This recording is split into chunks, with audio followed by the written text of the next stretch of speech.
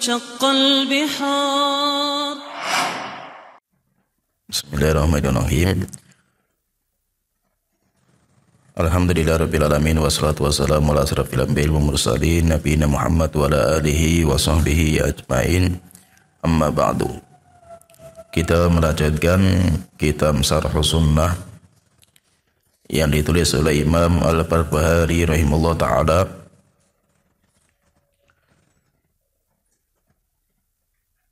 Kita masuk di poin, kalau di sini 134. Di situ berapa? 131. Qala mu'allifu rahimahullah ta'ala, wa idza sami'ta ar-rajula yata'anu 'alal athar.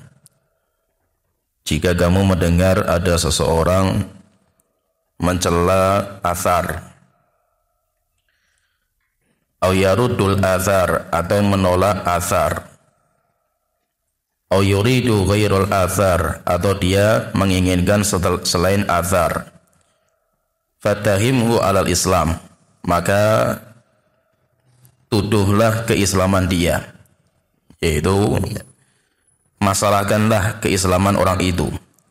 Wala tasyukku annahu sahibu hawa mubtadi'un, dan kamu jangan ragu kalau dia itu adalah pengekor hawa nafsu dan dia itu termasuk ahlul bidah. Athar ini umum, yaitu athar itu kalau secara penggunaan, kalau disebutkan athar berarti peninggalan Rasulullah dan peninggalan para sahabat. Setiap yang datang dari Rasulullah dan para sahabat itu secara umum dinamakan dengan athar. Tapi kalau athar disebutkan berbarengan dengan hadis, maka hadis khusus para sahabat, sedangkan athar adalah hadis untuk Rasulullah, sedangkan selain Rasulullah itu dinamakan dengan athar. Kalau kita melihat ucapan ulama-ulama salaf, sering mereka yaitu menamakan dalil itu dengan athar. Baik Al-Quran, Sunnah, dan hadis, itu semuanya dinamakan dengan athar. Al-Quran, Sunnah, dan pemahaman salaf atau ucapan ulama salaf itu namanya athar. Oleh itu Imam Ahmad diantaranya belum mengatakan dinun Nabi Muhammad akhbar. Agama Muhammad itu dibangun di atas kabar, dibangun di atas athar. Sehingga agama kita itu dibangun di atas kabar dari Allah, dari Rasul, dan dari ulama salaf. Ni'mal matiyatu lil fata athar. Kalau Al-Quran dan hadis kemudian sebutkan di dalamnya itu athar, berarti athar itu selain Al-Quran dan hadis, yaitu peninggalan ulama-ulama salaf kita. Kalau kita lihat ucapan Muhammad ini, dinun Nabi Muhammad akhbar, ni'mal matiyatu lil fata athar. Agama Nabi Muhammad dibangun di atas kabar Al-Quran dan hadis. Sedangkan sebaik-baik binatang tunggangan untuk sampai kepada tujuan itu dengan athar. Ini menunjukkan bahwa agama kita dibangun di atas 3 pondasi: Al-Quran, hadis, pemahaman salaf. Bisa enggak kita itu kembali kepada pemahaman salaf? Bisa. Karena ucapan ulama-ulama salaf kita, sahabat, tabi'in, tabi'ut tabi'in, itu dirangkum dan dikumpulkan oleh para ulama-ulama kita. Biasanya nanti di kitab-kitab namanya musannaf.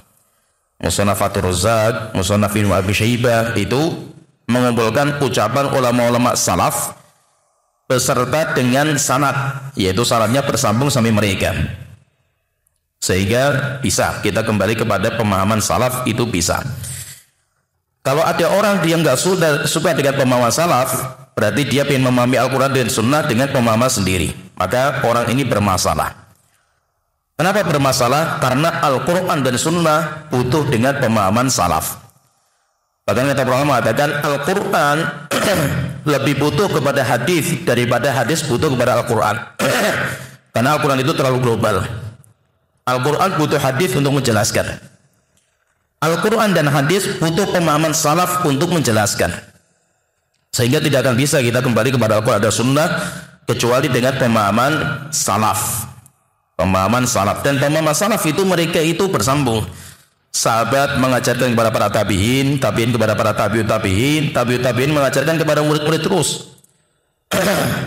Nah, itu kalau dalam masalah fikih muncul namanya mazhab. Dan mazhab itu aslinya itu pemahaman salaf di dalam masalah ibadah. Masalah ibadah. Kemudian nanti ada akidah Ahlus Sunnah wal Jamaah, itu adalah pemahaman salaf di dalam masalah akidah. Sehingga untuk sampai kepada Al-Quran dan Sunnah tidak bisa kita itu sendirian. Kenapa? Karena mujtahid mutlak sudah ditutup. Mujtahid mutlak sudah ditutup dan ditutup dengan Imam Al-Qurtubi. Itu mujtahid mutlak terakhir. Kata para ulama, mujtahid mutlak terakhir Imam Al-Qurtubi. Setelah itu tidak ada. Maka siapa yang ingin kembali kepada Al-Quran dan Sunnah harus melewati mereka, melewati ulama-ulama salaf supaya dia tidak menyimpang cara memahami Al-Quran dan Sunnah. Kenapa? Karena Al-Quran dan Sunnah itu bisa difahami dengan banyak sekali pemahaman. Tinggal siapa yang mau memahami. Khawarij punya pemahaman sendiri, Syiah juga punya pemahaman. Padahal Khawarij dan Syiah itu muncul di zaman sahabat. Berarti mereka punya pemahaman sendiri. Cuma kata Abdullah bin Abbas ketika debat sama Khawarij, tidak ada satu sahabat pun yang ikut bersama kalian. Dan itu termasuk celaan. Celaan ketika ada sebuah kelompok mereka memahami Al-Quran dan Sunnah bukan dengan pemahaman para sahabat. Dan Khawarij itu diantara seperti itu. Sehingga Abdullah bin Abbas mencela mereka Khawarij dengan mengatakan kalau tidak ada sahabat satupun sahabat yang ikut kalian. Berarti apa? Kalian itu nggak punya salaf. Kalian itu tidak punya salaf. Sehingga kita beragama itu harus punya salaf. Dalam kita itu beragama tidak bisa kita langsung kepada Al-Quran dan Sunnah kita fahami dengan akal kita, nggak bisa.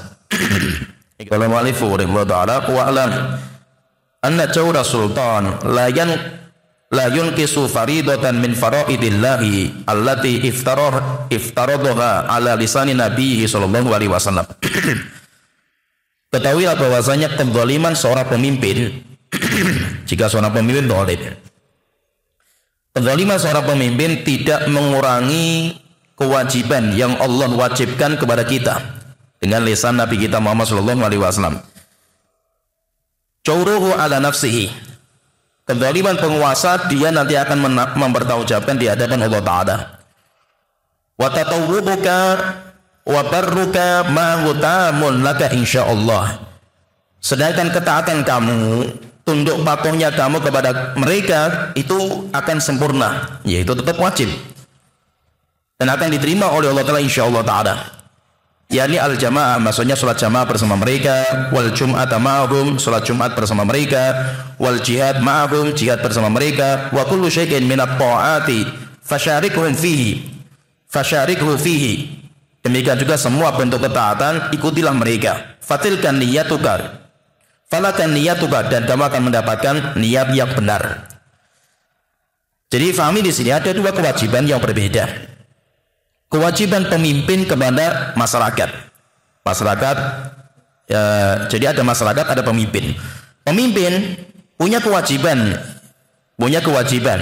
yang harus dibayarkan haknya kepada penguasa. Jadi pemimpin punya hak, masyarakat punya hak. Jadi pemimpin punya hak, masyarakat punya hak.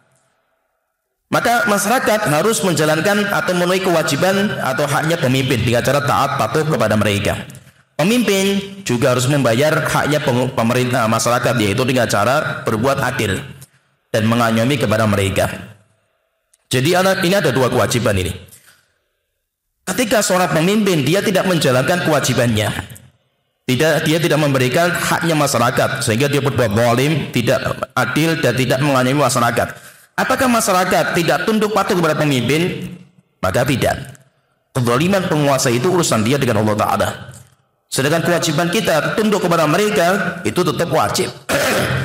Mau penguasa itu memberikan hak kita maupun tidak, penguasa berbuat adil atau zalim, tetap kita wajib tunduk kepada mereka, karena itu kewajiban. Masyarakat wajib tunduk kepada pemimpin, pemimpin wajib untuk berbuat adil kepada masyarakat. Jadi kewajiban ini itu karena Allah Ta'ala, yaitu karena Allah mewajibkan, bukan karena seperti kayak istilahnya jual beli. Kalau pemimpin adil sama kita, kita taat. Tapi kalau pemimpin zalim sama kita, kita nggak taat, karena ketaatan itu kayak jual beli. Tidak, ini bukan termasuk jual beli. Kewajiban pemimpin untuk adil sama masyarakat, Allah yang mewajibkan. Kewajiban masyarakat untuk taat kepada pemimpin itu juga Allah yang mewajibkan. Sehingga kalau seandainya pemimpin tidak menjalankan hak kita, tidak memenuhi hak kita, bukan berarti kita itu harus melawan dengan kezaliman yang sama. Kita juga memberontak kepada penguasa, tidak. Karena yang mewajibkan kita tunduk patuh kepada pemimpin Allah. Bukan karena yaitu akadnya itu kayak muawadhah, kayak jual beli. Jadi ini bukan jual beli, walaupun al-bai'at itu diistilahkan seperti itu. Cuma tidak seperti itu, yaitu bukan kayak jual beli. Jual beli kayak tukar menukar. Kalau pemimpin itu memberikan kepada saya hak saya, ya saya akan berikan haknya pemimpin. Tapi kalau pemimpin tidak memberikan hak saya, ya saya tidak akan memberikan haknya pemimpin. Bukan. Dalam masalah kita muamalah sama pemimpin gak seperti itu. Pemimpin kalau mereka zalim, tetap kewajiban kita tunduk patuh kepada mereka tidak hilang dengan kezaliman mereka. Sehingga kezaliman penguasa tidak membatalkan kewajiban yang Allah wajibkan untuk kita, yaitu apa? Tunduk patuh kita kepada pemimpin. Kezaliman mereka urusan mereka dengan Allah Ta'ala. Kalau kita itu membalas dengan kezaliman yang sama dengan cara kita tidak memberikan haknya pemimpin, maka kita pun akan dihisab oleh Allah Ta'ala. Maka yang penting kita tunduk patuh kepada pemimpin. Urusan mereka itu berbuat adil atau zalim, itu urusan mereka dengan Allah Ta'ala, bukan urusan kita. Yang penting kita sudah tunaikan hak kita. Dan Rasulullah SAW sudah menyebutkan bahwa nanti akan muncul pemimpin-pemimpin yang zalim. Dan Nabi Muhammad bukan hanya pengkisah yang cuma bisa mengkisahkan dan mendongengkan cerita itu, tetapi Rasulullah itu adalah seorang dokter, di mana seorang dokter ketika bisa menceritakan penyakit, kamu itu penyakitnya seperti ini, dokter juga bisa memberikan obatnya seperti ini. Demikian juga Rasulullah ketika menceritakan pemimpin-pemimpin yang zalim, Rasulullah juga memberikan resep bagaimana kita sebagai masyarakat. Maka Rasulullah mengatakan tunduk patuh. Walaupun punggung kamu dipukul, walaupun harta kamu dirampas, kamu harus tunduk patuh kepada pemimpin. Walaupun mereka itu qulubuhum qulubu syayatin, hati mereka hati syaitan, tetap kita itu tunduk patuh kepada mereka. Dan Rasulullah juga pernah mengatakan kepada orang-orang Ansor, di mana orang Ansor ini kan Masya Allah lah, kalau kita perhatikan manusia generasi yang membela Islam mati-matian. Tapi orang Ansor nggak dapat apa-apa. Dia tuan rumah, orang Ansor pribumi. Tetapi yang memimpin di Madinah orang Muhajirin, bukan mereka. Mereka nggak dapat apa-apa. Bahkan jabatan mereka mereka tidak punya kekuasaan lah orang Ansar itu, walaupun mereka itu tuan rumah, pribumi mereka ini. Sampai mereka datang ke Rasulullah mengatakan, ya Rasulullah, terus bagaimana dengan hak kita? Maka Rasulullah mengatakan, wahai orang-orang Ansar, nanti akan datang, yaitu kezaliman penguasa. Seorang penguasa itu egois. Setelah itu Rasulullah mengatakan, fasbiru, sabarlah kalian wahai orang-orang Ansar, hatta talquni al-haud, sampai kalian nanti berjumpa dengan saya di telaga. Itu intinya kita muamalah kita dengan pemimpin itu kita tunduk patuh kepada mereka, walaupun mereka zalim, tapi kita punya kaidah, kita tidak taat kepada kezaliman mereka. Zalim tetap zalim, hatta penguasa yang mengamalkan. Kenapa? Karena ketaatan kita kepada penguasa itu sifatnya muqayyad. Ketaatan kita kepada Allah dan Rasul itu mutlak, sehingga tidak ada tawaran. Sedangkan ketaatan kita kepada selain Allah dan Rasul itu muqayyad. Ya ayyuhalladzina amanu atiiullaha wa atiiur rasul wa ulil amri minkum. Wahai orang yang beriman, taatlah kepada Allah, taatlah kepada Rasul. Disebutkan dua ketaatan, taat kepada Allah dan taat kepada Rasul. Kalimat taat diulangi karena mutlak. Tetapi ketika bicara masalah ulil amri, wa ulil amri minkum, tidak disebutkan kalimat atiiu ulil amri. Kenapa? Karena ketaatan kepada ulil amri tidak mutlak, yaitu muqayyad. Jika pemimpin memerintahkan bukan kepada dosa dan maksiat. Kalau dosa dan maksiat la ta'ata li makhluqin fi maksiatil khaliq, kita tidak taat dalam kezaliman itu. Maksiat itu cuma tidak mengharuskan kita mengkudeta atau merongrong kekuasaan pemimpin. Demikian juga ketaatan kita kepada orang tua, itu kan sifatnya kan muqayyad juga. Wa in janadaka ala an tusyrika bi, jika orang tua memerintahkan kepada kalian untuk berbuat kesyirikan, fala tutihuma, enggak boleh taat dalam bab ini. Wasahibuhuma fid dunya ma'rufa, tapi tetap kita muamalah baik dengan orang tua. Jadi ketaatan selain Allah dan Rasul itu sifatnya muqayyad. Tapi kalau taat kepada Allah dan Rasul itu sifatnya mutlak. Kemudian beliau menyebutkan di antara perkara yang kita itu sama pemimpin, kita itu harus di belakangnya pemimpin. Rasulullah mengatakan beliau mengatakan yang pertama jamaah, sholat berjamaah. Termasuk apa? Termasuk penetapan waktu. Sholat jamaah itu berarti apa? Termasuk penetapan waktu. Maka penetapan waktu, pemimpin sudah menetapkan waktu sholat. Waktu sholat. Boleh nggak kita itu membantah pemimpin dalam bab ini? Nggak boleh. Kecuali kalau kita punya ilmu berbeda dengan pemimpin dan kita amalkan untuk diri kita. Boleh nggak seperti itu? Boleh. Jadi misalkan ini, saya contohkan misalkan ya. Penetapan tentang hari raya atau hilal, namanya hilal. Misalkan kita melihat hilal dengan mata kita dan kita sendirian. Berarti kita punya ilmu yakin karena kita melihat dengan mata kita. Setelah itu kita datang kepada penguasa, kemudian kita sampaikan, saya melihat hilal. Karena saya sendirian, akhirnya penguasa tidak menerima. Tetap penguasa menetapkan bahwa bukan sekarang atau ini bukan hilal, tapi kita genapkan. Akhir bulan kita genapkan sehingga besoknya lagi puasanya atau hari rayanya. Pertanyaan, terus kita kayak gimana kita ini? Kita boleh mengamalkan apa yang kita miliki dari ilmu, tetapi tidak boleh kita itu menampakkan. Apalagi kita sambil membantah penguasa, tidak dibolehkan. Kita silakan amalkan ilmu Anda itu, amalkan sendiri, tapi tidak boleh mengilzam yang lain. Demikian juga contohnya Fahmi di sini, yang dari dulu sudah saya bahas masa itu dari awal, yaitu tentang masalah fajar shodiq. Tentang masalah fajar shodiq, karena ini masalah penetapan waktu sholat berjamaah itu nggak main-main. Ini urusan besar. Ini masalah keumatan. Tidak boleh setiap ormas, setiap golongan, setiap manusia menetapkan sendiri-sendiri. Apalagi sampai mau terjadi diskusi, sampai akhirnya terjadi kontok-kontokan, terjadi keributan. Nggak boleh dalam sebuah negara seperti ini. Maka masalah-masalah yang besar kita kembalikan kepada penguasa. Pertanyaan, nah kalau kita punya ilmu, misalkan kita punya ilmu bahwa pemimpin keliru menetapkan fajar shodiq ini, maka silahkan amalkan untuk diri Anda sendiri. Kalau Anda mengilzam orang lain, apalagi sampai membuat gaduh di masyarakat, nggak dibolehkan. Tidak dibolehkan. Maka itu prakteknya di Saudi Arabia. Nah itu kalau di Saudi Arabia, fajar shodiq kan sempat muncul juga di Saudi Arabia. Waktu itu ketika Syekh bin Baz masih menjadi lajnah daimahnya, yaitu ketua MUI-nya. Akhirnya kan dirapatkan sampai dikirim tim untuk meneliti di setiap kota. Jadi kotanya tersebar itu, setiap kota meneliti apakah fajar di Saudi itu benar atau tidak sesuai dengan jadwal sholat yang ada. Akhirnya setelah itu mereka kumpul, rapat, dan hasilnya penetapan waktu sholat sudah tepat. Akhirnya setelah itu ada pengumuman resmi, siapa yang bicara fajar shodiq di Saudi Arabia penjara, supaya tidak gaduh masyarakat. Akhirnya orang-orang yang membawa pemikiran fajar shodiq di Saudi nggak dipakai, akhirnya pergi keluar Saudi, termasuk di Indonesia. Akhirnya apa? Setelah itu apa? Terjadi keributan sampai tahdir-tahdiran di antara salafiyin kan itu.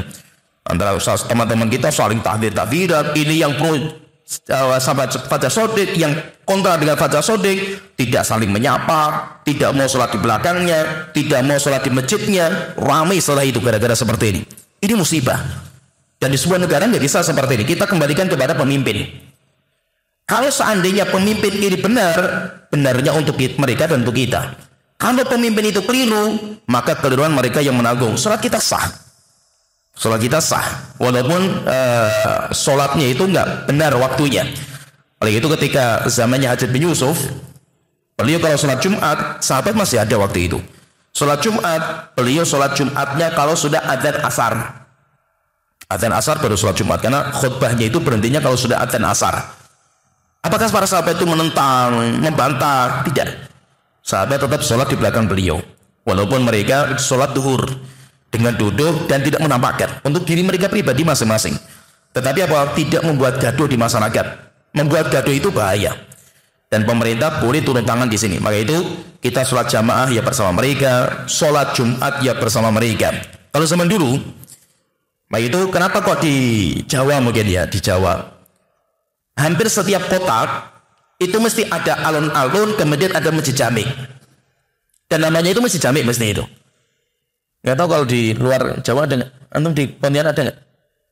Ada alun-alun, kemudian ada masjid jami. Biasanya namanya kauman masjidnya itu kan itu. Di masjid jami itu namanya kauman itu. Ada nggak? Nggak ada ya. Kalau di Jawa ada. Hampir setiap kota di Indonesia, di Jawa ya, mesti pusat kota itu namanya alun-alun. Setelah itu di alun-alun itu mesti ada masjid jami'nya. Kenapa? Pertanyaan di sini, kenapa kok masjidnya itu namanya masjid jami'? Karena di kota itu sholat Jumat cuma di situ. Sedangkan yang lain, masjid-masjid yang lain ada namanya masjid, tetapi tidak dinamakan dengan masjid jami' karena tidak digunakan untuk sholat Jumat. Dan masjid jami itu kalau kita lihat di zaman dulu, zaman salaf itu, siapa yang menjadi khotib dan siapa yang menjadi imam sholat Jumat, yang menjadi khotib dan imam pemimpin di kota itu. Berarti kalau kita ya wali kota, bupati, gubernur, kalau di pusatnya itu sampai ke provinsi. Demikian juga kalau masjid negara, ya berarti presiden. Presiden yang menjadi khotib dan presiden yang menjadi imam. Tidak boleh seorang pun, masa itu satu orang pun menjadi khatib dan imam kecuali dengan izin pemimpin. Dan itu zaman dulu seperti itu. Pertanyaan, bagaimana kalau pemimpinnya zalim? Pemimpin zalim, para sahabat tetap mereka duduk, mereka mendengar dan mereka tetap sholat di belakang mereka. Apalagi ketika yang menjadi pemimpin Hajjaj bin Yusuf waktu itu, tetap para sahabat duduk. Ya, jadi kita sholat Jumat di belakang mereka. Kalau sekarang kan sudah tersebar kemana-mana. Maka itu kenapa sholat Jumat itu ya kalau dalam mazhab Syafi'iyah itu nggak main-main. Persyaratannya ketat sekali dalam sholat Jumat itu. Karena zaman dulu prakteknya seperti itu. Di zaman salaf itu prakteknya sholat Jumat itu nggak main-main. Masjid banyak di Medina masjid banyak sekali. Tapi yang diadakan sholat Jumat cuma Masjid Nabawi. Tidak ada satu masjid selain Masjid Nabawi di Medina yang diadakan sholat Jumat kecuali di Kuba. Kuba ada. Tetapi selain itu tidak semuanya berkumpul sampai terkadang masjid itu ramai dan penuh gitu. Ketika ramai dan penuh, akhirnya Rasulullah mengatakan siapa yang mendatangi sholat Jumat falyagtasil, hendaknya mandi karena datang dari jauh-jauh yaitu dari pinggir-pinggir kota. Yaitu persyaratan ketat. Kenapa? Karena prakteknya salaf seperti itu. Maka kita sholat jamaah di belakang mereka, sholat Jumat di belakang mereka, jihad juga bersama mereka. Terus bagaimana kalau pemimpin itu tidak mengibarkan bendera jihad? Maka kita tidak berjihad. Kecuali kalau jihadnya difa. Jihad itu nanti ada dua. Jihad itu ada dua. Ada namanya jihad. Jadi kalau secara hukum itu, nanti hukum jihad, asal jihad itu hukumnya adalah fardu kifayah. Fardu kifayah. Jika ada satu kelompok yang sudah menjalankan, yang lain dan gugur, itu namanya jihad tolak. Namanya jihad tolak, yaitu jihad kalau kita pengen ekspansi keluar. Dan ini harus dengan bendera pemimpin. Tidak boleh setiap ormas punya bendera masing-masing. Kalau bendera itu masing-masing, setiap ormas punya bendera, akhirnya nanti terjadi gontok-gontokan. Mungkin kalau musuhnya sudah kalah, mereka perang sendiri mereka itu. Dan itu kan kenyataan di mana-mana seperti itu. Peperangan yang ada itu kan seperti itu di Suriah, demikian juga di Irak, demikian juga malah sekarang perangnya terkadang bukan melawan musuh, tetapi perangnya itu sesama aliansi militer jihad. Mereka saling perang sendiri, saling mengkafirkan dan saling gontok-gontokan dan saling memerangi di antara mereka. Kenapa? Karena tidak memakai bendera pemimpin. Jadi kalau jihadnya itu tolak, ekspansi, maka harus dengan bendera pemimpin. Yang kedua, jika jihadnya itu yang hukumnya fardu ain. Kalau hukumnya fardu ain, maka terkadang tidak membawa bendera pemimpin pun boleh. Bahkan terkadang nggak izin pemimpin. Tidak izin orang tua saja boleh terkadang gitu. Karena sudah hukumnya fardu ain. Kapan itu? Ketika terjadi satu dari tiga itu menjadikan jihad itu menjadi fardu ain. Yang pertama dinamakan dengan jihad difa. Kalau kita diserang, maka semua wajib membela diri dan semuanya wajib membela tanah air. Sampai mereka itu meninggal, maka mereka matinya mati syahid. Dan jihad difa ini tidak ada namanya izin penguasa, tidak ada namanya izin kepada orang tua. Jadi itu sama orang tua saja enggak ada masalah mereka itu. Kemudian yang kedua itu yang menjadi jihad itu menjadi hukumnya fardu ain. Kalau pemimpin mewajibkan, hatta jihadnya tolak. Kita misalkan negara Islam mau berangkat ke negara orang kafir untuk menaklukkan mereka, pemimpin mewajibkan berangkat semua. maka siapa yang tidak berangkat dosa besar. Dosa besar. Nah, itu ketika perang Tabuk Rasul mewajibkan semuanya harus berangkat. Sehingga yang tidak berangkat dosa besar, termasuk Ka'ab bin Malik.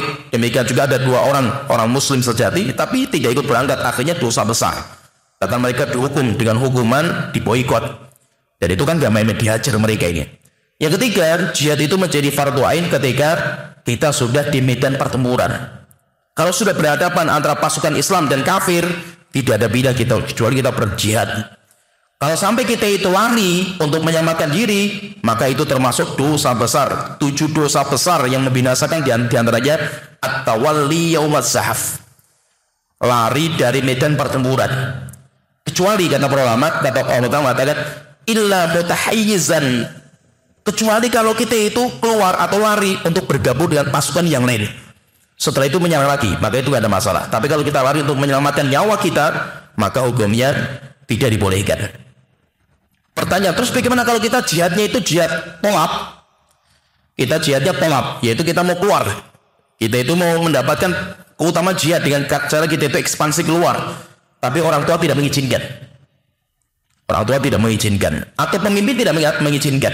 Maka tidak boleh. Termasuk dosa. Oleh itu di antara ulama nanti kalau kita baca namanya surat Al-A'raf. Surat Al-A'raf itu kan disebutkan itu. Surat Al-A'raf itu adalah orang-orang yang berdiri di atas Araf, yaitu namanya Ashabul A'raf. Wa 'alal a'rafi rijal. Di atas A'raf itu ada laki-laki, ya orang-orang lah. Sehingga mereka dinamakan dengan Ashabul A'raf. Siapa sih Ashabul A'raf ini? Orang yang di tengah-tengah. A'raf itu kayak tembok, dinding pemisah, itu namanya A'raf. Kayak pagar, kayak tembok, itu namanya A'raf. Di tengah-tengah antara surga dan neraka. Mereka ini untuk masuk surga nggak bisa, karena masih banyak amal dosa mereka. Mereka masuk neraka jahanam, mereka tidak mau karena mereka juga banyak kebaikan. Siapa mereka itu? Terjadi khilaf di antara para ulama Ashabul A'raf. Ada yang mengatakan orang yang sama timbangannya antara kebaikan dan keburukan. Karena orang masuk surga itu standarnya waman thaqulat mawazinuhu, siapa yang timbangan kebaikan lebih berat. Waman khafat mawazinuhu, siapa yang timbangan keburukannya lebih berat, kan dia nanti di neraka jahanam. Pertanyaannya, terus bagaimana dengan orang yang sama timbangannya? Orang yang sama timbangannya itu maksudnya Ashabul A'raf. Ada juga nanti pendapat ulama ahli tafsir yang mengatakan dari itu masyhur, banyak ulama-ulama tafsir yang mengatakan seperti itu. Siapa Ashabul A'raf itu? Orang-orang kharaja jihadan, keluar untuk berjihad tetapi tidak diizinkan sama orang tua. Dia mau berjihad, jihad kan amal ibadah yang luar biasa, tetapi orang tua tidak mengizinkan. Sampai dia meninggal dunia. Nah, pertanyaan di sini, kalau dia meninggal dunia statusnya apa? Maka dia berjihad mendapatkan pahala jihad, tetapi dia berbuat dosa besar. Dia berbuat dosa besar. Kenapa dosa besar? Karena dia tidak mendapatkan izin dari orang tuanya. Atau orang berjihad misalkan ingin membela negeri Islam, pergi ke Suriah, pemimpin tidak membolehkan. Misalkan di Indonesia, orang Indonesia pergi berangkat ke Suriah. Wajib nggak itu orang Indonesia pergi ke Suriah? Nggak diwajibkan, kecuali fardu kifayah. Kalau mereka sudah ada aliansi militer yang berjihad di sana sudah selesai, kita nggak diwajibkan. Kecuali kalau kita yang diserang, kecuali kalau negara Indonesia yang diserang oleh musuh dari luar, maka namanya fardu ain karena kita jihadnya difa. Nah kalau orang Indonesia misalkan sahabat keluar ke Suriah, berjihad ke sana sampai akhirnya meninggal dunia, apa hukumnya? Maka ini namanya Ashabul A'raf. Antara kebaikan dia dan dosa itu seimbang. Seimbang antara kebaikan dan dosanya. Dia mendapatkan pahala karena jihadnya, dia mendapatkan dosa karena tidak mendapatkan izin dari penguasa. Berarti ada antara kebaikan dan keburukannya seimbang. Sehingga yang dinamakan dengan Ashabul A'raf. Dia tidak boleh masuk surga dengan jihadnya karena dia bawa dosa. Tapi dia juga tidak mungkin masuk neraka jahanam karena dia punya jihad. Nah itu namanya orang yang di tengah-tengah. Nah, orang di antara tengah-tengah itu diantaranya ini Ashabul A'raf itu diantaranya orang berjihad. Jihadnya bukan wajib fardu ain. Jihadnya adalah fardu kifayah. Cuma dia tidak mendapatkan izin dari orang tua dan dia tidak mendapatkan izin dari penguasa. Terus bagaimana kalau kita orang desa melihat saudara kita dibanting misalkan di Myanmar, dibanting misalkan di Suriah, kita mendoakan mereka. Dan itu yang kita bisa. Kita nggak bisa berangkat dengan diri kita. Kenapa? Karena orang tua mungkin nggak mengizinkan. Atau yang kedua, terkadang pemimpin juga tidak mengizinkan. Sehingga harus colong-colongan misalkan, itu nggak dibolehkan. Pertanyaan sekarang, masalah yang berikutnya. Kalau kita di Jawa, provinsi Jawa aman. Tapi terjadi perang di Ambon. Seperti perang Ambon dulu. Terus kita berangkat ke sana enggak? Hukumnya apa kita berangkat ke sana itu? Hukumnya tidak diwajibkan. Karena kita aman di sini. Karena kita aman. Sedangkan kaum muslimin yang di Ambon, yang diserang sama orang kafir, maka mereka hukumnya fardhu ain. Hukumnya fardhu ain bagi mereka. Tapi bagi kita aman. Maka itu siapa yang berangkat dari orang Jawa misalkan berangkat ke Ambon dan dia nggak mendapatkan izin dari orang tua tapi colong-colongan sampai kedua mati misalkan di sana, maka dia itu di tengah-tengah ini antara buruknya dia dan kebaikan dia itu sama. Atau ketika pemimpin Indonesia, pemerintah melarang orang selain orang Ambon tidak boleh berangkat, seperti dulu kan dilarang sama presiden, tidak boleh berangkat ke sana sama presiden waktu jihad di Ambon itu kan. Maka siapa yang berangkat ke sana itu di tengah-tengah itu antara dia itu mendapatkan pahala jihad, tapi dia juga mendapatkan pahala dosa karena dia maksiat kepada pemimpin. Dia maksiat kepada pemimpin. Kecuali kalau orang yang di Ambon. Ya, sekarang masalahnya itu kita yang di Jawa dan di kita itu aman. Sehingga maksudnya kita jihad juga bersama mereka. Perhatikan di sini. Jadi fahami ya, sholat jamaah, sholat Jumat, jihad itu bersama pemimpin. Pertanyaan, bagaimana kalau pemimpin itu ahlul bidah? Bagaimana kalau pemimpin kita itu ahlul bidah? Kita bersama mereka enggak? Maka nanti Syekhul Islam membuat kaidah dan itu Masya Allah lah. Maka itu muamalah dengan ahlul bidah itu Syekhul Islam itu merinci dengan rincian panjang sekali. Dan memang orang kalau cara membaca kitab Syekhul Islam yang tahu cuma kaidah umum. Memang kaidah umum itu apa? Muamalah sama ahlul bidah itu dihindari. Itu kaidah umum namanya. Kaidah kalau kita sekolah itu kaidah anak SD lah itu. Kaidahnya anak-anak tingkatan seperti itu. Tingkatan mahasiswa beda lagi kaidahnya. Rinciannya panjang sekali kan itu. Orang belajar itu kan seperti itu. Misalkan antum lah belajar fikih. Namanya belajar fikih itu kan pertama kali atau belajar misalkan mukhtasar latif atau belajar muqaddimatul rumiyah atau safinatun najah atau belajar matan takrib. Itu semuanya kaidah global. Intinya seperti ini. Ya, jadi seperti saja. Perinciannya, khilafnya, antar mazhab, kemudian dalilnya itu nanti ada, cuma dibahas nanti. Demikian juga masalah muamalah kita dengan ahlul bidah. Kaidah umumnya memang muamalah kita dengan ahlul bidah itu dihindari. Kenapa? Karena kaidah umumnya itu innal qulub dhaifah wasyubahatu khattafah. Hati lemah dan syubhat itu menyambar-nyambar. Itu namanya kaidah umum. Apakah ini berlaku untuk semua keadaan? Tidak, prakteknya ulama nggak seperti itu gitu. Prakteknya nggak seperti itu. Berarti apa? Harus ada rincian. Dan itu Syekhul Islam yang sering merinci itu saya. Cuma sayangnya ya hatta teman-teman kita itu, hatta ustaz-ustaz itu jarang membaca rincian-rincian Syekhul Islam. Sehingga ketika rincian Syekhul Islam sampaikan, jadinya fitnah itu. Jadinya syubhat, wah ini ahlul bidah ini syubhat ini gitu. Bukan syubhat, antum yang nggak pernah baca kan itu. Ya, antum yang nggak pernah baca itu, akhirnya jadinya syubhat. Apa di antara rinciannya itu? Di antaranya ini. Di antaranya masalah ini juga.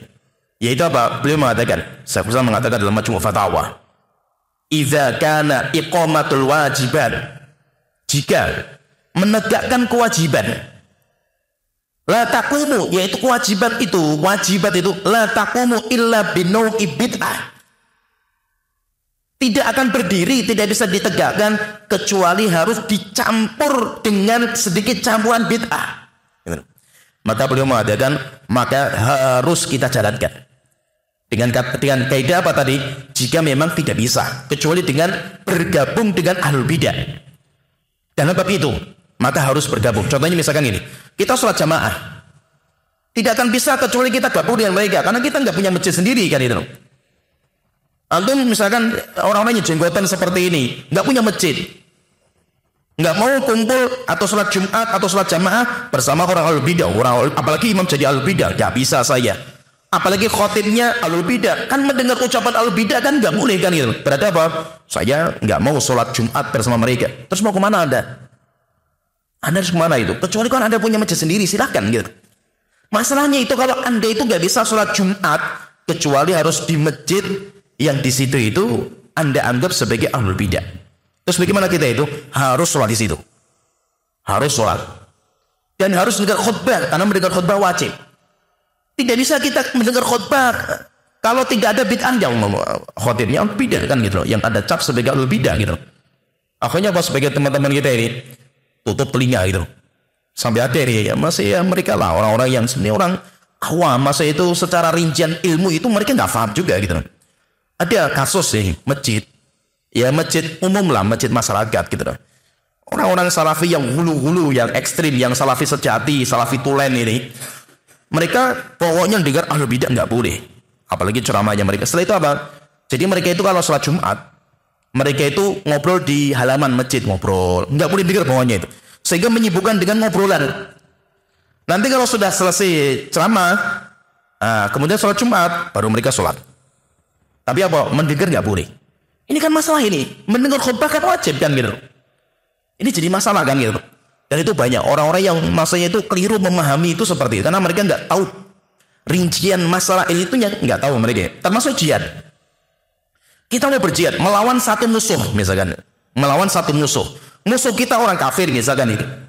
Tapi kita nggak bisa dengan berangkat sendiri. Kita siapa kan gitu.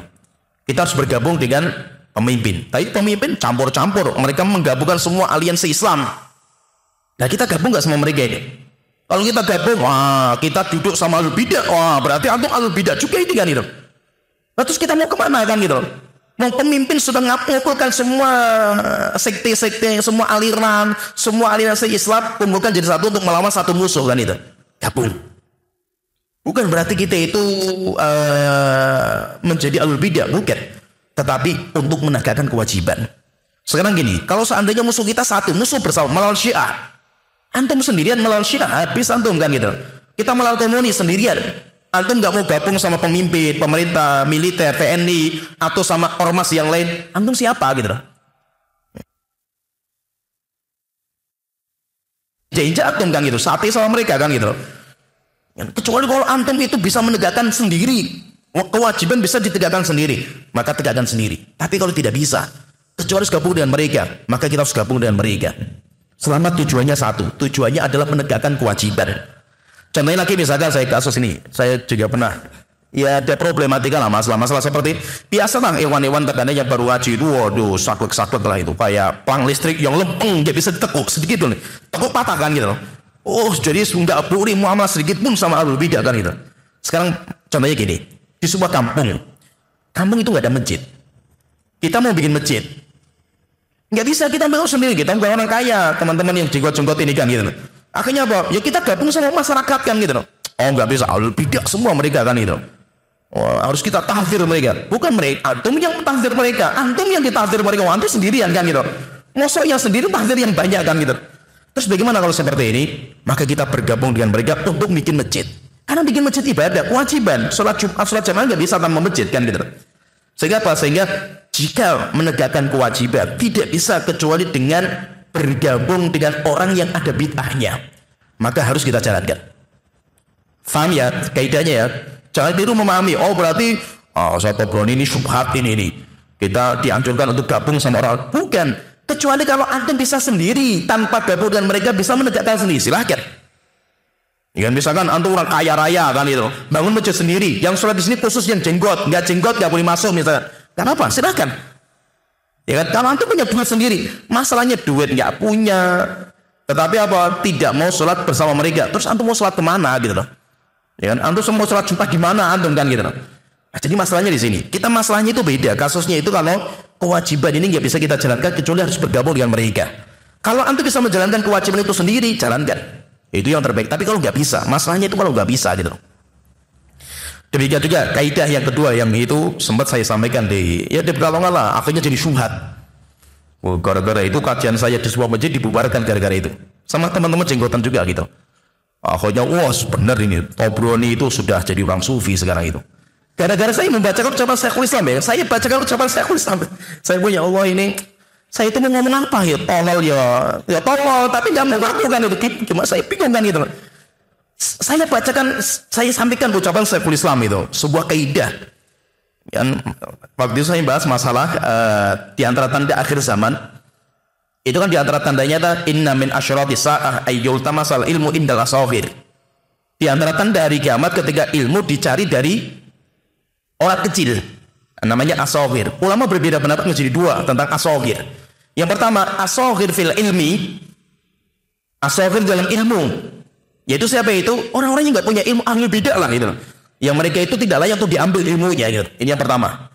Yang kedua, as-saghir fis sin, kecil dalam umur. Sehingga zaman dulu bahkan ulama-ulama salaf itu mensyaratkan orang yang mengajar itu sudah jenggotnya putih. Nah sekarang kan cari jenggotnya putih kan nggak sampai-sampai kan, sampai kita, kapan kita mau ngajar kan gitu. Sekarang yang menjadi rujukan orang-orang yang masih muda-muda, apalagi di Indonesia kan gitu. Kita nunggu sampai orang jenggotnya putih mereka nggak pada belajar kan gitu. Yang mondok kan yang masih kecil-kecil kan gitu. Yang kecil sudah mondok, belajar ke luar negeri, pulang, mereka masih muda-muda kan gitu. Itu tanda hari kiamat. Jadi tanda hari kiamat, entah ulama yang dicari sama manusia itu yang paling banyak jamaahnya al-bidah, yang nggak layak ilmunya diambil sehingga mereka kecil dalam ilmu, atau yang kedua mereka itu memang kecil secara umur. Ya. Kenapa kok secara umur? Jadi kenapa kok orang yang menjadi rujukan itu harus dewasa, sudah tua kalau bisa itu? Karena sudah hilang mut'atus syabab.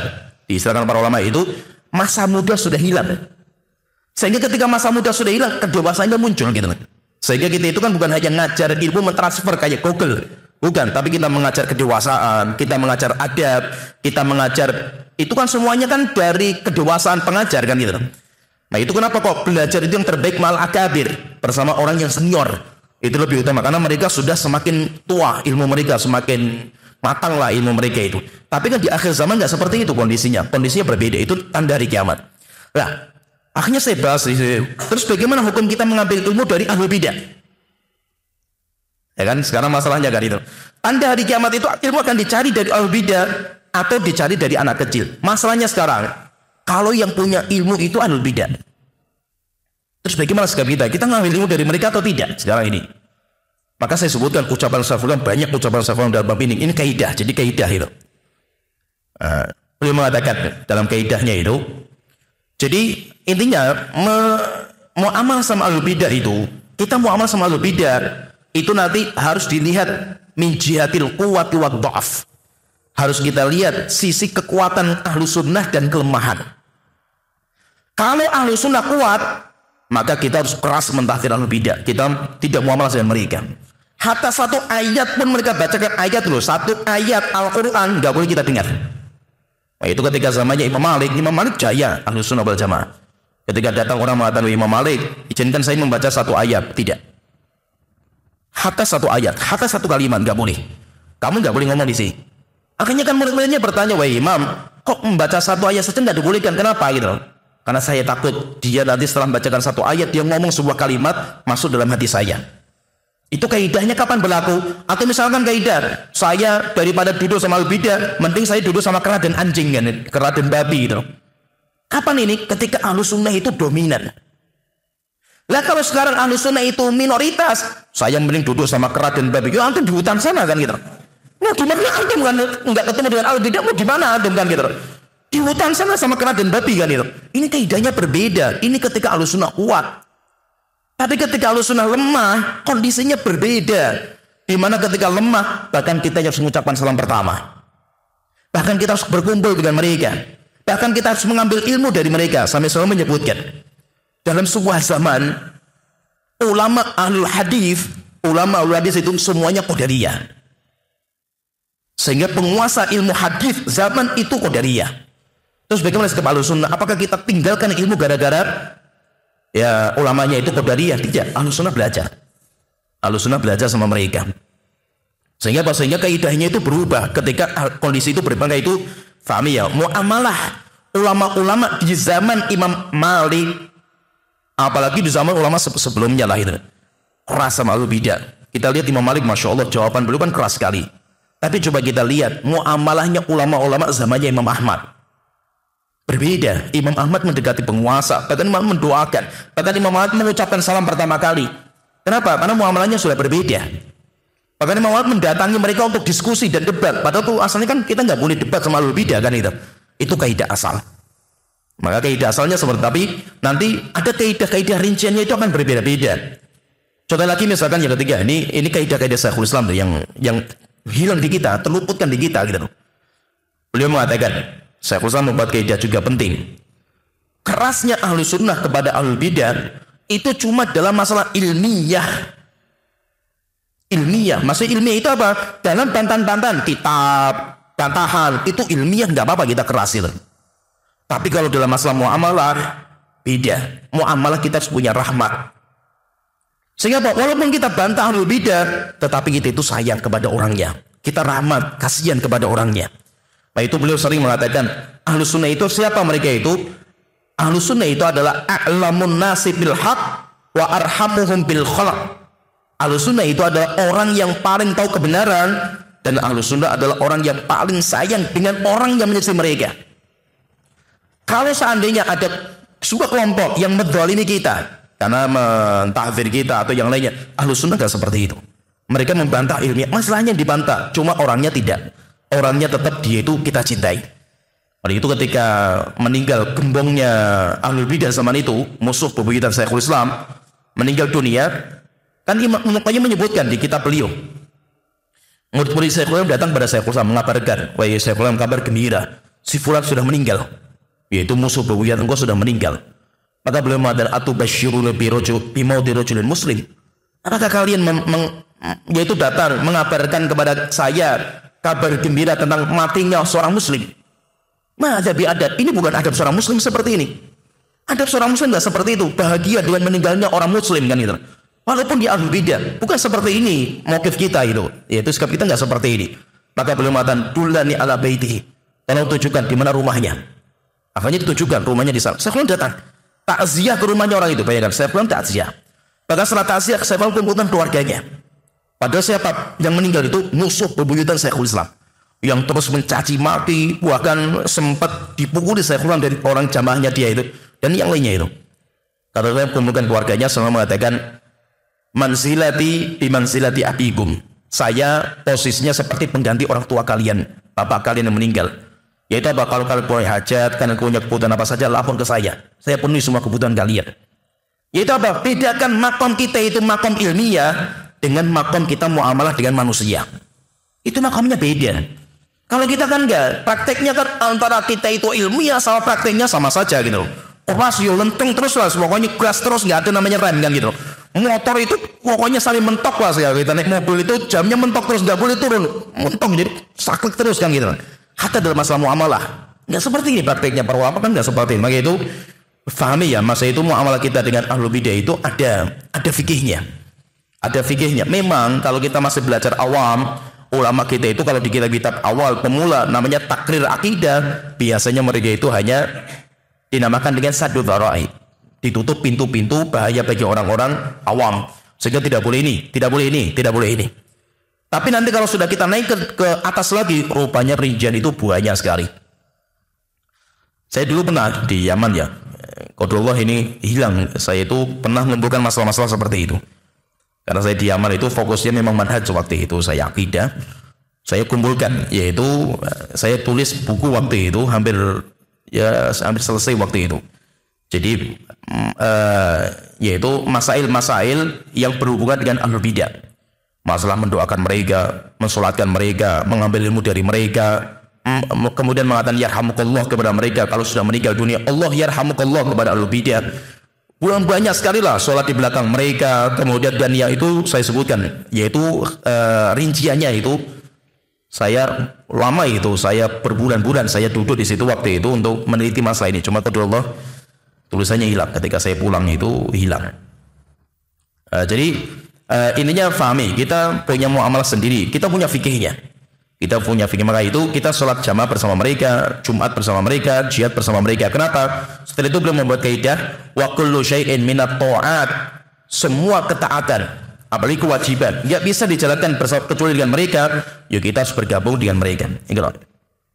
Assalamualaikum warahmatullahi wabarakatuh. Wa idza ra'aita rajula yad'u ala sultan, kalau kamu melihat ada orang yad'u ala, yad'u itu kalau kalimatnya ala berarti doa keburukan.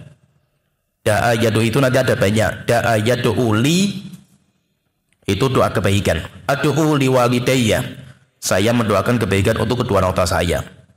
Kalau da'a ala itu doa keburukan. Kalau da'a ila berdakwah. Kalau da'a langsung ad'uka, Bida'ayatul itlab, saya memanggil. Saya memanggil, yaitu kalau memanggil itu langsung. Jadi da'a kalau saya yad'u ala, itu kalimat ala jelas berarti itu doa keburukan. Enggak usah disebutkan keburukan lagi itu. Misalkan yad'u ala sultan bil halak, itu enggak harus. Kenapa? Karena sudah jelas. Da'a ala itu sudah jelas. Itu ketika kita berdoa ketika orang menikah, misalkan barakallahu laka wa baraka alaika. Laka sama alaika itu sudah jelas. Kalau kita belajar tahu itu. Laka itu kebaikan, alaika itu keburukan. Karena kaidahnya seperti itu. Itu kayak kaidah. Jadi kalau doa pakainya laka itu untuk kebaikan, kalau pakai alaika itu untuk keburukan. Wa idza ra'aita ar-rajula yad'u ala sultan, kalau kamu melihat ada orang yang mendoakan keburukan bagi sultan, fa'lam annahu sahibu hawa, maka ketahuilah bahwa dia itu pengekor hawa nafsu. Wa idza ra'aita ar-rajula yad'u lis-sultan, mendoakan di sultan bis shalah dengan kebaikan, shalah yaitu shalah itu pemimpin itu menjadi orang yang baik. Fa'lam annahu sahibu sunnatin insyaallah, maka dia itu adalah orang ahli sunnah insyaallah. Yaqulu Fudail bin Iyad, Imam Fudail bin Iyad beliau mengatakan, "Lau kanat li da'watun ma ja'altuha illa fi sultan." Kalau saya punya doa yang mustajab, tidak akan saya gunakan kecuali hanya kepada pemimpin saja. Yaitu hanya pemimpin yang saya doakan itu hanya pemimpin. Kalau cuma satu, doanya cuma satu. Anba'ana Ahmad bin Kamil. Di situ enggak ada ya. Anba'ana Ahmad bin Kamil telah mengabarkan kepada kami Ahmad bin Kamil berkata, Haddatsana Al-Husain bin Muhammad At-Tabari. Telah mengabarkan kepada kami Husain bin Muhammad At-Tabari, akhbarana Mardawai As-Sa'ir. Telah mengabarkan kepada kami Mardawai bin As-Sa'ir, beliau mengatakan, sami'tu Fudailan.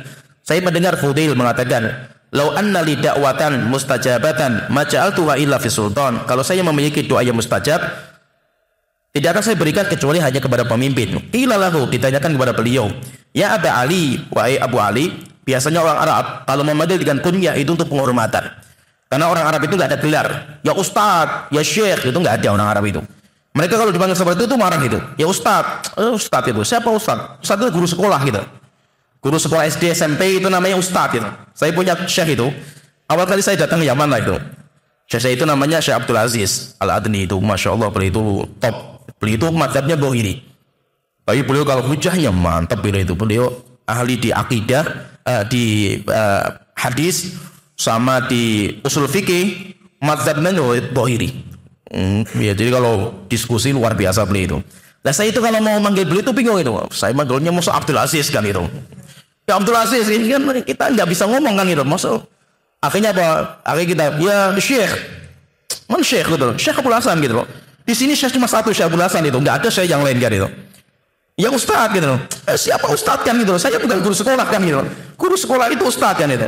Akhirnya saya bilang nggak bisa Syekh kita memanggil ya Abdul Aziz kan. Oh ya Abdul Aziz kan gitu maksud. Manggil gurunya Syekhnya Abdul Aziz kan itu. Terus gimana itu? Kata beliau, panggil saya ya Abu Muhammad. Namanya pun Abu Muhammad kan. Ngikuti siapa? Saya ingin tahu Abu Muhammad. Kunyanya Abu Muhammad itu siapa? Imam Ibnu Hazm. Karena beliau itu mendalami kitabnya Imam Ibnu Hazm, Abu Muhammad Ibnu Hazm. Karena Dhahiri tulen. Tapi akhirnya apa? Sering diskusi sama saya itu. Saya itu di Yaman ya, ini ceritanya. Saya belajar sama beliau fikih Dhahiri. Dhahiri tulen beliau itu. Beliau itu kalau berdalil wa makana rabbuka nasiyah. Allah tidak pernah lupa. Kalau ini nggak ada dalilnya, Allah nggak akan lupa. Berarti ini nggak ada masalahnya itu. Berarti kembalikan kepada hukum asal itu. Nggak ada kias dihabisi. Sehingga saya belajar sama beliau itu biasanya sore. Sore saya belajar sama beliau, mazhab Syafi'i dibantai sama beliau habis-habisan kan itu. Saya paginya belajar fikih Syafi'i sama temannya beliau, teman seletingnya beliau namanya Syekh Aiman. Syekh Aiman itu dulu tarjih. Setelah itu dia awal kali yang membawa fikih Syafi'i di Ma'rib waktu itu. Yang membuka fikih Syafi'i itu awal kali beliau. Beliau duduk di perpustakaan, tinggalkan mazhabnya tarjihnya beliau. Setelah itu dia mendalami fikih Syafi'iyah sampai beliau mensyarah waktu itu ya matan takrib tapi dengan pendekatan dalil. Karena tujuannya untuk membantah orang-orang yang belum bisa menerima mazhab. Akhirnya pakainya dalil. Sehingga kalau pagi beliau menghabisi Dhahiri habis-habisan, dihabisi Dhahiri itu. Sorenya Dhahiri menghabisi Syafi'iyah sampai pusing kita pikiran kita ini. Ini yang benar yang mana ini kan itu.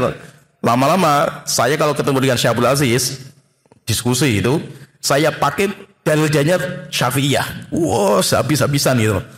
Akhirnya kalah juga beliau itu. Oh iya benar juga itu. Syafi'i punya dalil juga rupanya kan. Subhanallah itu terakhir itu saya. Ya saya dekat sama beliau itu, dekat sekali lah. Sampai sering saya itu masak dengan beliau itu sering. Orang Indonesia sering. Sampai akhirnya apa? Bukunya malzamanya beliau segini, tebelnya itu, bukunya itu. Dibuang sama beliau itu. Ini saya ngeracuni orang Indonesia dengan ini itu. Karena beliau itu muridnya paling banyak orang Indonesia. Orang Indonesia saya racuni dengan kitab ini, kitab Dhahiriyah. Buang setelah itu. Setelah itu dia ganti tarjih. Nggak tahu katanya beliau sekarang pindah ke Hadramaut, mungkin belajar Syafi'i juga mungkin setelah itu kan itu. Jadi memang terkadang harus ada tahapan seperti itu gitu. Nah, jadi intinya tadi sampai di mana? Sampai situ. Tadi yang terakhir. Ya Abu Muhammad ya. Ya jadi Abu Ali di sini yang mengatakan ya Abu Ali, wahai Abu Ali. Maksudnya Abu Ali itu panggilan kehormatan karena mereka nggak ada gelar ya Syekh, ya Ustadz. Ya apa misalnya nggak ada di sana itu Pak D, Pak Le gitu nggak ada, Pak D, Pak Le nggak ada itu. Jadi mereka manggilnya langsung. Maka kalau mereka itu pengen memuliakan orang itu manggilnya pakai kunyah ya Aba Ali. Fasir lana hadza, tolong jelaskan apa maksudnya engkau. Ola idza ja'altuha fi nafsi lam ta'udni. Kalau doa yang mustajab saya berikan untuk diri saya sendiri, manfaatnya enggak menyebar kemana-mana gitu. Wa idza ja'altuha fi sultan salaha. Soluha, kalau saya berikan itu tuh sultan, sultannya itu akan baik, pemimpin akan baik. Fasuluha bisolahihi al-ibadu wal bilad. Akhirnya semua masyarakat akan menjadi baik. Wa umirna an nad'u lahum bisolah. Kita diperintahkan untuk mendoakan mereka dengan kebaikan. Walam nu'mar an nad'u alaihim, dan kami enggak pernah diperintahkan untuk mendoakan kejelekan bagi mereka. Wa in dhalim wa in dhalamu, walaupun mereka zalim, wa in jaru, walaupun mereka itu melampaui batas. Li'anna dzulmahum wa jawrakum ala anfusihim, karena kedzaliman mereka sendirian yang bertanggung jawab. Wa salahahum li anfusihim wal muslimin, tapi kebaikan mereka untuk mereka sendiri dan untuk orang-orang muslim. Kalau malif rahimahullah taala wala tadhkur ahadan min ummahatil mu'minin illa bi khair. Kamu jangan menyebutkan ummahat salah satu dari ummahatul mu'minin kecuali dengan kebaikan. Ini biasanya berkaitan dengan Aisyah. Berkaitan dengan Aisyah. Kenapa? Karena Aisyah ikut dalam peperangan bersama Ali, yaitu melawan Ali dalam perang Jamal. Sehingga Aisyah sering dicaci maki. Maka ulama Ahlussunnah mengatakan diam. Kenapa? Karena Rasulullah sudah menyebutkan juga bahwasanya nanti ada istrinya Rasulullah yang akan ikut dalam peperangan, yaitu istrinya Rasulullah akan digonggongi dengan anjing-anjing hawab. Tetapi kita tidak boleh mencela Aisyah kecuali dengan kebaikan. Karena Rasulullah sudah mengatakan kepada Ali. Ada sebuah riwayat Ali ketika sedang bermain waktu itu didatangi sama Rasulullah. Kemudian mengatakan, ya Ali, bagaimana nanti kalau kamu itu ribut sama salah satu istri saya? Hanya Rasulullah mengatakan, Rasulullah, siapa itu Aisyah? Kalau Ali mengatakan, celaka saya ya Rasulullah kalau seandainya nanti saya ribut dengan istri engkau, yaitu Aisyah. Padahal Aisyah adalah istri yang kau cintai. Maka Rasulullah mengatakan, wahai Ali, nanti kalau kamu ribut sama Aisyah, tolong kembalikan Aisyah ke tempat yang aman. Jadi Rasulullah mengatakan seperti itu. Ketika terjadi peperangan selesai, Ali ingat sabdanya Rasulullah ini. Setelah itu kata Ali, tidak ada satu orang pun yang membicarakan Aisyah dengan kejelekan kecuali saya cambuk. Maka zaman itu dicambuk. Tetapi kan terus sampai sekarang kan masih ada orang yang membicarakan miring tentang Aisyah, masih ada. Yaitu berkaitan dengan itu. Apalagi kalau fitnah yang menimpa beliau tentang masalah tuduhan zina. Orang Syiah sampai sekarang mengatakan seperti itu. Aisyah pelacur. Kalau orang-orang Syiah mengatakan seperti itu. Dinamakan mereka itu dengan ummahatul mu'minin. Ummahatul mu'minin, yaitu ibu orang-orang yang beriman. Siapa yang mendapatkan gelar ummahatul mu'minin? Mereka adalah istri Rasulullah dari wanita merdeka yang dinikahi sama Rasulullah. Kalau budaknya Rasulullah tidak mendapatkan gelar ummahatul mu'minin, walaupun budaknya itu punya anak, dinamakan dengan apa? Budak yang punya anak dari tuannya namanya apa? Ummul walad. Walaupun Rasul punya ummul walad, ya, Rasul punya ummul walad. Tetapi Maria Qibtiyah namanya ummul waladnya itu, punya anak namanya Ibrahim dari anaknya Rasulullah. Tapi apakah ummul waladnya beliau menjadi ummahatul mu'minin? Tidak. Tidak masuk dalam ummahatul mu'minin. Sehingga yang dinamakan dengan ummahatul mu'minin yaitu seorang wanita merdeka yang dinikahi sama Rasulullah.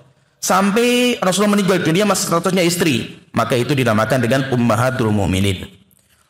Jadi hanya wanita merdeka. Kalau ada wanita yang dimerdekakan sama Rasulullah, setelah itu dinikahi, yaitu dijadikan kemerdekaan orang itu sebagai sodak. Sodak itu apa? Mahar. Jadi memerdeka. Jadi wanita ini budak. tawanan perang sebenarnya itu dari orang Yahudi. Setelah itu dinikahi sama Rasulullah, maharnya apa? Pembebasan orang itu. Dibebaskan wanita itu, akhirnya menjadi merdeka. Setelah itu menjadi istrinya Rasulullah. Berarti dia ummahatul mukminin, masuk dalam ummahatul mukminin. Kenapa? Karena dia sudah dimerdekakan. Kalau tidak dimerdekakan, maka dia menjadinya apa? Menjadinya budak. Tidak menjadi sebagai ummahatul mukminin. Jadi ummahatul mukminin itu hanya wanita merdeka. Dan jumlahnya berapa? Jumlahnya 11. Rasulullah memiliki ummul walad, Rasulullah juga punya budak, tapi tidak ada yang dimasukkan di kelompok namanya ummahatul mukminin. Jadi pertanyaan berarti sodak itu bisa dengan itu enggak? Misalkan seperti itu, apa memerdekakan budak atau yang lainnya. Sodak itu umum. Sodak itu umum. Jadi mahar itu umum sekali. Ya, umum. Bahkan lebih umum daripada jual beli. Sodak itu lebih umum daripada jual beli. Yaitu manfaat bisa. Manfaat bisa. Misalkan saya nikah, maharnya apa? Diajari misalkan kitab Mukhtasar Latif, misalkan itu. Mantap nikah sama santriwati putri, maharnya itu murah, gratis kan itu. Atau sudah belajar Mukhtasar Latif, mata Nabi Syuja, maharnya apa? Diajari sampai bisa. Setelah itu nikah, itu utang kan gitu loh. Harus diajari. Harus diajari. Maharnya cuma seperti itu, boleh nggak? Boleh. Boleh. Dulu pernah saya bahas, kalau maharnya haram, boleh nggak? Maharnya haram. Misalkan antum dulu raja dangdut misalkan ya. Punya gitar top lah, wes gitar ini top sekali kan itu. Nikah maharnya gitar. Boleh nggak? Boleh nggak? Sah nggak pernikahannya?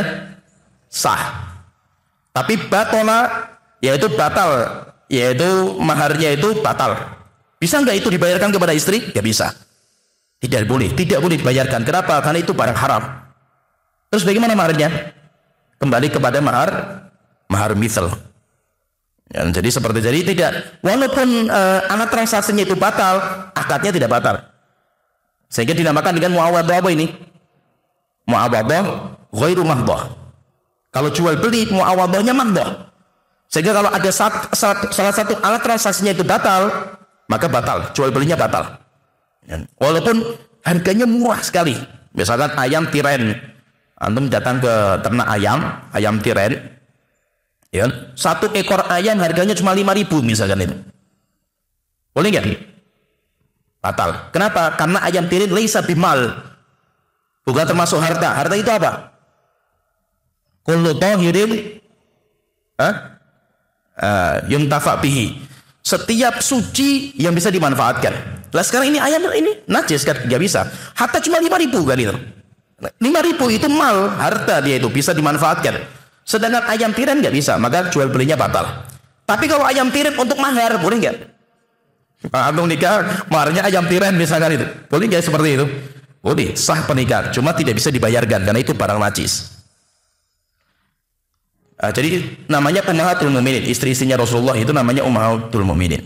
Qala mu'allif rahimahullah ta'ala wa idza ra'aita rajulan yata'ahadul fara'id fi jama'atin ma sultan.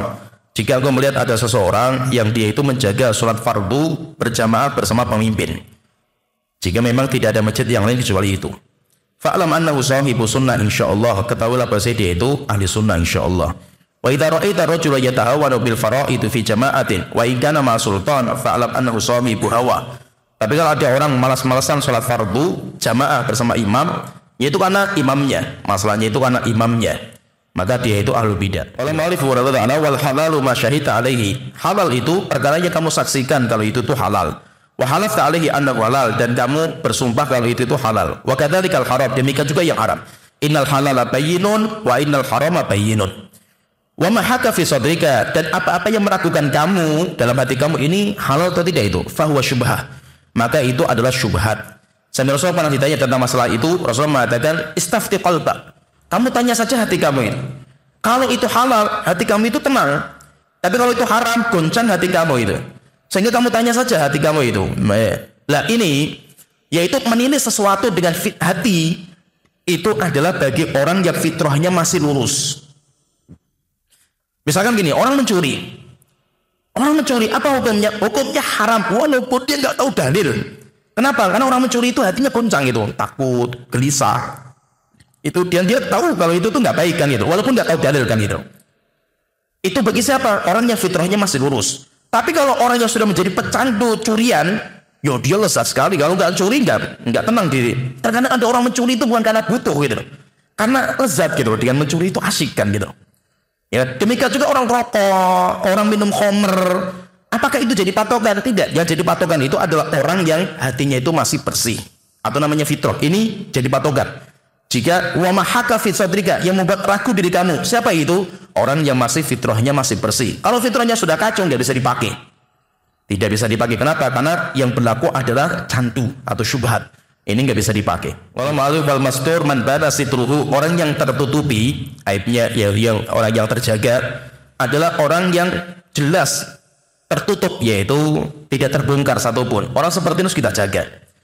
Wal mahduk man bana hatkuhu, dan orang yang sudah dibongkar adalah orang yang jelas pembongkarannya. Yaitu maksudnya kita bicara tentang orang.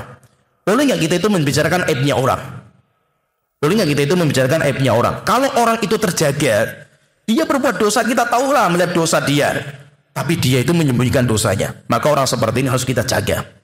Tidak boleh kita sebarkan aibnya, kecuali nanti ada beberapa perkara yang dibolehkan. Ketika apa? Ketika tujuannya untuk masuk dalam bab ingkarul munkar, itu tidak ada masalah. Tetapi kalau orang itu nggak menjaga aibnya disebarkan sendiri, maka itu tidak ada wibawa. Dia boleh disebarkan aibnya, nggak ada masalah. Ghibai orang seperti ini boleh nggak? Boleh. Menghibai orang yang berbuat dosa ditampakkan, itu sudah nggak ada kehormatan. Yang ada kehormatan itu siapa? Orang yang berbuat dosa dan dia itu sembunyikan dosanya, dan kita yang melihat, kita yang tahu, maka kita tidak boleh membongkar. Kita tidak boleh membongkar. Demikian juga nanti berkaitan dengan masalah muamalah dengan ahlul bidah juga seperti itu. Muamalah dengan ahlul bidah seperti itu. Jika ada ahlul bidah yang dia itu sembunyi-sembunyi, maka kita juga ingkar mungkarnya harus sembunyi-sembunyi. Tidak boleh dibongkar. Kecuali kalau tidak bisa kecuali dengan cara dibongkar, maka terkadang harus kita bongkar. Dan itu metode. Maka itu kata para ulama, jika menyebut bid'ahnya cukup tanpa menyebutkan orangnya, maka cukup dengan menyebut bid'ahnya tanpa harus membantah orangnya, tanpa harus menyebutkan orangnya itu siapa. Itu Rasulullah mengatakan, ma balu qaumin, kenapa ada orang-orang yang ngomong seperti ini. Rasulullah tidak menyebutkan siapa orang itu, karena nggak butuh gitu disebutkan. Ngapain disebutkan orangnya gitu? Tapi kalau nggak memungkinkan kecuali sebutkan orangnya siapa, maka terkadang harus kita sebutkan. Ini nanti aja, ini pembahasannya panjang karena ini masuk ke firqah. Nanti ya nantilah, ini panjang. Ya sampai di sini pembahasan kita, wa akhiru da'wana alhamdulillahi rabbil alamin, Muhammad wa ala alihi wa sahbihi ajmain.